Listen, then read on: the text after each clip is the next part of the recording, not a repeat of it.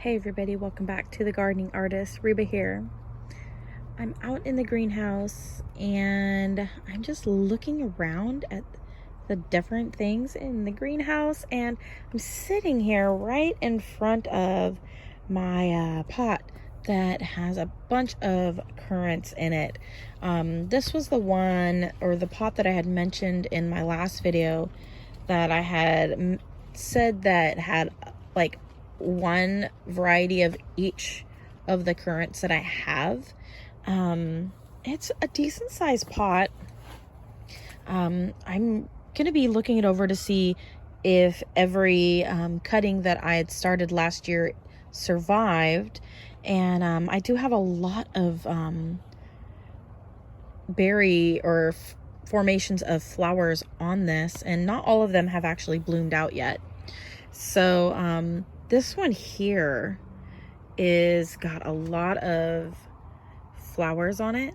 This one is called Swedish Black, and I'm having to wear my readers because my eyesight is just not the greatest, and I kind of have to keep them on while I'm filming to make sure that we're not blurry, because that is the reason why, you guys, in my videos the last couple years, when it gets blurry, it's because I can't tell that it's blurry, because without my glasses I can't tell if the camera's focused or not.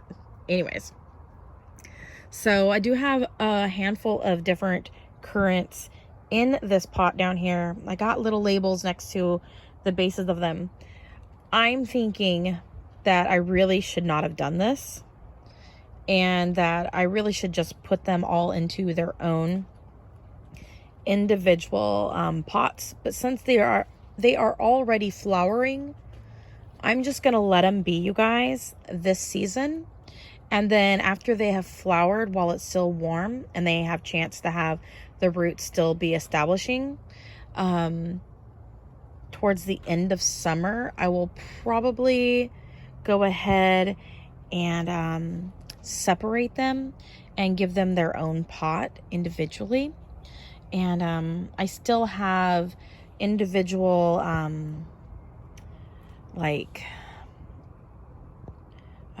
pots with them in it for the most part, except for Swedish Black was one of the ones that I did not have in a 1 gallon pot. So the majority of my plants, I do want them to be in 1 gallon pots, and that way they will be more restricted to just being in a smaller container. And only if I must will I move them up into a larger pot. So I do need to do that with a couple of my my plants here. I've got oh, it looks like I damaged that Jostaberry section on this plant here. Anyways, this one here needs to go into a bigger pot. This is a Jostaberry, or Yosta, however you pronounce it, you guys. Everybody pronounces things differently. I pronounce things incorrect quite often. And I'm sure there's Correctosaurus Rexes out there that will enjoy correcting me. Anyways, I do see berries from the honeyberry. Let's see if I can zoom in on that for you guys. Those are little honeyberries. That one is the, I'm wanting to say, Blue Hokkaido. And so let's see, where are they? Where'd they go? I had to look down, so my camera just messed up, but I've got little berries everywhere here on this. Look at all those little berries. All of the what you call it, blossoms fell off and the berries are already forming. High hopes for that one this year. Hopefully they won't be so sour this year. I don't know. They say they're honeyberries, and in my mind I am thinking to myself, these should not be tart. These should be more sweet, like honey. So instead of getting rid of them this year, like I was planning on doing last year, I was planning on getting rid of all the honeyberries because I just didn't like them. I'm gonna give them, I'm gonna wait, and I'm gonna give them some time to see if it was just a me thing and not a them thing. it does look like we're probably gonna have a plant. I'm gonna probably end up selling some plants this weekend. My neighbor's having a yard sale, so I might just grab some of my plants and head on over to her house and just hang out with her while she's having her garage sale. And yeah, I think that would be fun. And then just that way I can sell some of my plants, possibly. We'll see. So anyways, there's a bunch of different varieties of these down here. This one is the Gloria de Sabinos. You know what? I'm saying that Sablones? I do not know how to pronounce that, you guys. Somebody correct me. Tell me how I'm supposed to say that. And then champagne pink currant. I'm wanting to say I got a champagne pink currant. I didn't think I had that one. I think I got that one as a cutting from the Fruitwood place too. Oh well, I can always use more pink currants, you guys. The red currants I really love, and I really love the pink ones too. The white ones are meh to me. But hopefully, since my taste buds have mostly come back after having that thing that was going around the universe the last couple of years, took away all my taste and my smell. Things didn't smell or taste right for the last almost 2.5 years.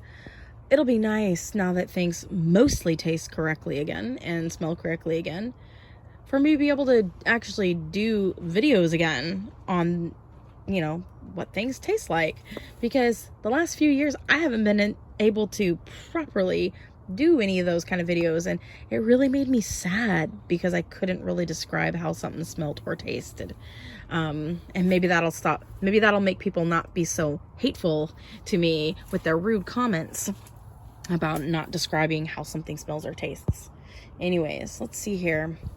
I was noticing on my Zingarella, Gypsy Zingarella, that I've got fruit here. I really love that variety of fig. I know I'm like an ADHD squirrel. I move on quickly. I'll start talking about one thing, you guys, and then like my brain switches and I see something and I start talking about that. Sometimes mid-sentence. I'm probably autistic. Most likely, I'm not even joking, you guys. I probably am. Diagnosing myself. Anyways, oh, that plant looks beautiful. Okay, see, like I said, look at this. This is from that Fruitwood company that I got some cuttings from. These ones are plugs that I got from them. What is this one? It looks so pretty. That one is a English hawthorn. It's beautiful. I've not had any hawthorn. It looks gorgeous. Look at that. I'm excited for this. Being able to get fruit from that one day, and being able to make teas and jams and jellies and stuff, because ultimately I want to be making jams and jellies with the fruit from my garden for my son who has full Fragile X syndrome, because he won't really eat fruit. The majority of fruits he won't just eat, but he will eat jellies and he will eat jams from the fruit. So my hope is to be able to have a garden where I can make those things that he will enjoy, so he will get some of that fruit and that sort of thing, but just not in the whole form. And my frame of mind is, if I can just get him to eat the fruit in some form, I'm happy. Even if it's not the most nutritious form, that part I don't really care about, because just him eating other things in my book is more important, because the child, and I say child, he's like 22 years old. He just had such a hard time when he was young eating whole foods. After he had the rotavirus when he was about 19 months old, and ever since then, he just never really went back to eating food properly. And then his diet was so limited for so many years as to what he would actually eat. Like, he loves bananas. I can get him to eat that whole. Sometimes apples, if I have them prepared properly, he'll eat those fresh. But he does like apple juice, and he likes jellies, and he does like grape juice too, natural grape juice. So I do have some grape bushes, so I'll be able to make grape juice. So if I make berry juices for him, he'll drink those too. So that might be a way. Maybe I should get one of those juicers that not the ones that create the pulp, but the ones that basically you put the fruit in one part, and then you have it kind of evaporates it out. It's a special pan system that you put on your stove. I don't remember what it's called, but I had a friend when we were stationed in Germany, and she had one, and this was way back in like 2013. I saw hers on her stove, and I wish I would have gotten one there, because they were so much cheaper in Germany to purchase at the local shops than back here in the States. And I can still get a really nice one like on Amazon if I wanted to, but it eliminates you having to actually juice something, because it basically cooks the juice out of the berries, and then it drains right out of the pot into your container that you want, and then it just leaves the rest of the fruit, so you don't have to separate anything, which is so brilliant. And for me, that would be ideal for me to make straight up jellies with. So that's the idea behind this garden, with me having all these fruit trees and fruit bushes and that sort of thing. And I can just extract the juice from the berries and not have the texture of the physical fruit with them, because that is where the autism spectrum disorders within our family, with texture and stuff, for the majority of them. I'm okay with the majority of textures because I grew up that way. But I prefer certain things over other things. So I'm not that picky when it comes to my food. So anyways, so back to this little pot here, you guys. It got off on a tangent. Anyways, I can't wait for the fruit for this. Hawthorn. I've seen really great things. And I don't know what it tastes like, so hopefully I will like it. But I'm gonna grow it. I've got a little hawthorn here. I think I could take cuttings from it and make more trees with it, or bushes. I can't remember. I haven't done my research on this. It looks like it's a small tree, kind of, or grown as a bush. What is this other thing next to it? I've got this here. It's really pretty. Kind of reminds me of olive leaves. Let's see what at the bottom looks. It's not silvery or soft on the bottom. Cannot remember. This one was a willow. Okay. It's a type of willow. It's different than the ones that I have growing that popped up in my containers here. And then this back here is a sugar maple. So I've got a couple of those. I don't know if they're all alive, but these were all plugs from the store. It looks like I've got at least 2 that are survived. And then this one here is beech, American beech. Now, the beech trees actually create a nut. So that's why I got them. I don't know if these are alive from the company that I got them from. This has not started growing anything. So time will tell if those are actually even alive or not. But yeah, you guys, everything's looking good in here. I've got lots of gooseberries that are forming, lots of currants that are forming. I'm gonna go ahead and stand up now. My tea plants have actually started to create new little tea tops.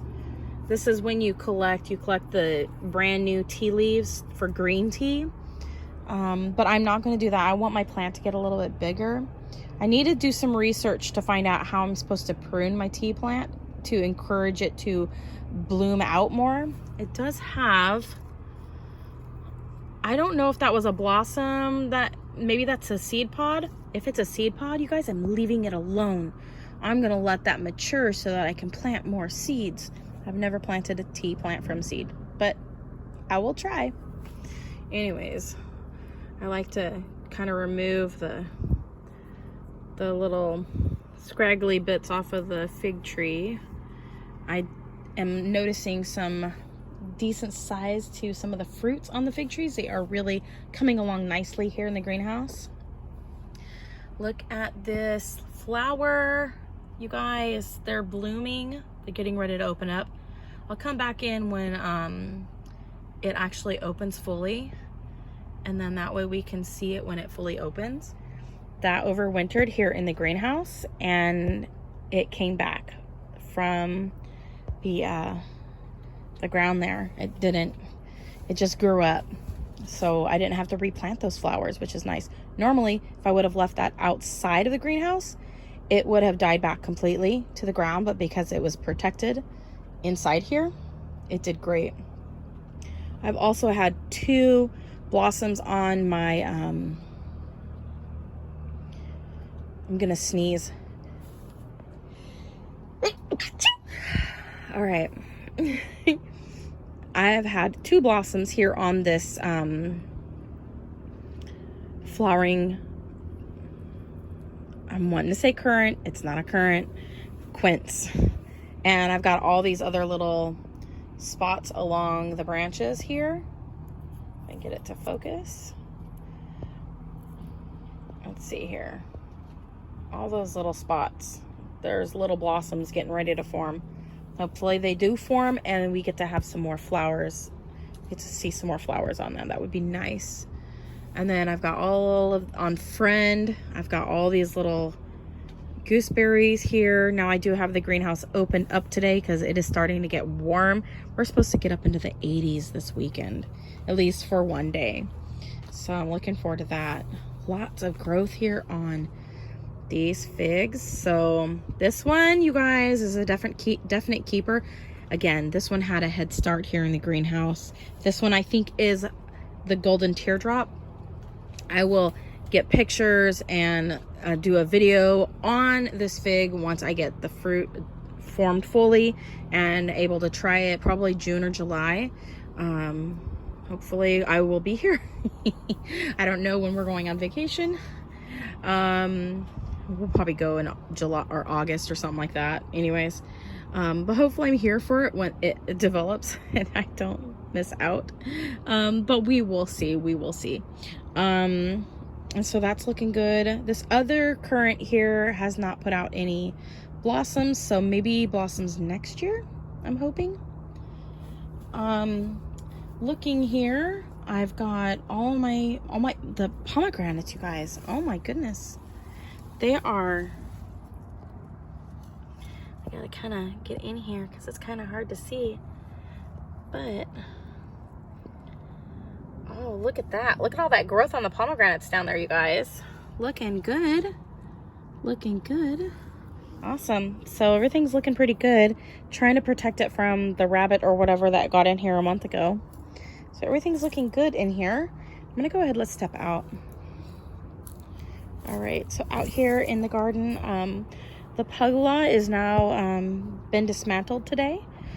Oh, I see a honeybee. Well, a bumblebee, not a honeybee, a bumblebee. We have a lot of bumblebees in my yard. Oh man, okay, so I did have the pugla set up. This was created to keep our pug in our little section of the yard here because he would go out and get lost in the yard because he became blind and deaf in the last year. And it was really hard for him to get back to the house. So I created a smaller area within our yard for him to be outside and get that outside time that he liked. I wish he could have been here for these warmer days so he could come out and lay in the sun.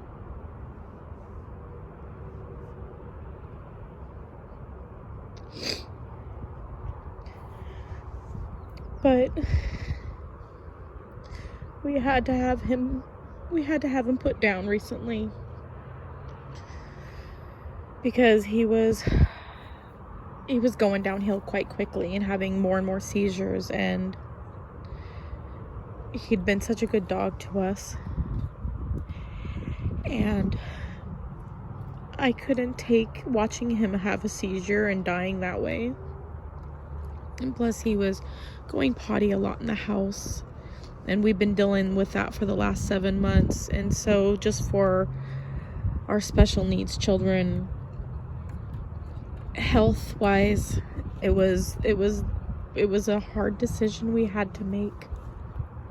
So today, this last week, I've been changing things up, moving things out of the house that, you know, was his, and changing things up in the yard because he's not with us anymore.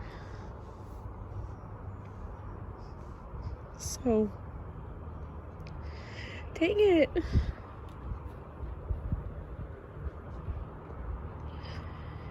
The bumblebees are flying around my pots down here. Anyways, so I reconfigured into lines here. They're not exactly where I want them to be. None of my pots are everywhere I want them to be. Where they want to be is in the ground, planted without the pots. That's where they want to be. That's where I would like them to be. But anyways, I am gonna mow because the grass is getting kind of tall, and this is the time of the year where the birds like to come into the yard, and they like to make nests by my pots and make it hard for me to keep my upkeep on my lawn. You guys got to see these bumblebees. They're down here bumbling around. Let's see if I can catch them. It's hard to catch them, you guys. They're just checking everything out. I can't find them. I can't find them. They're down here. Anyways, I'll wipe my tears away. They're down in this area. They're going back and forth in this row now. Anyways, so I moved my pots around. I think I'm gonna leave them like this only for watering purposes. I want to make it easier on me because of my corporate job. I'm just really tired a lot when I get home. And I just want to make it easier for myself in the mornings when I do the watering. And I do want to find my my timer system so that I can maybe have some stuff set up on a timer so that I can test that system out for watering the plants. And I'm thinking I might end up getting some different hoses to do watering, like self-watering, instead of using the metal hose. I like that one for watering just by hand. But I'm thinking I might get some cheaper hoses that are just a standard hose, just like the old school ones. I do have that hosing back here that I could do drip watering. My husband said, hey, let's not do it, you know, in case we move.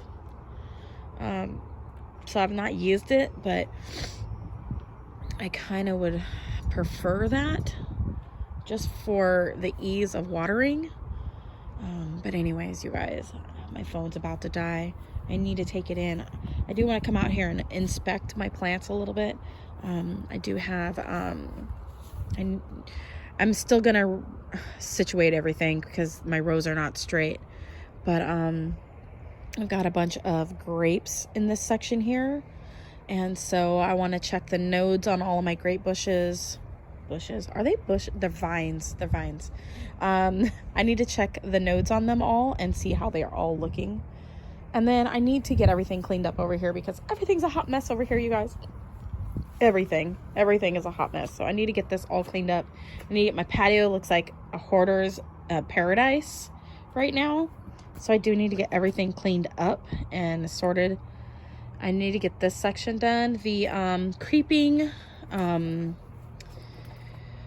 what do you call that stuff again? Creeping buttercup has gotten really big and out of control. I had it plucked out of here quite a bit. I had it pretty manageable, but this winter it grew back pretty heavy. And I've got some stuff here, valerian root here, it's kind of tall, right in the center, and then I've got some other plants there. I need to move those out.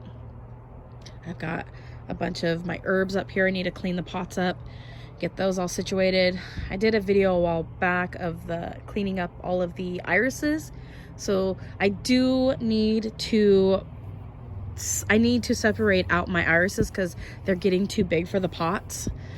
Some of the rhizomes are getting too big, so I need to actually move them after they're done blooming this year into, I need to separate them out, basically, and either put them into some of those these beige pots here that I have in the garden. I have extras of them.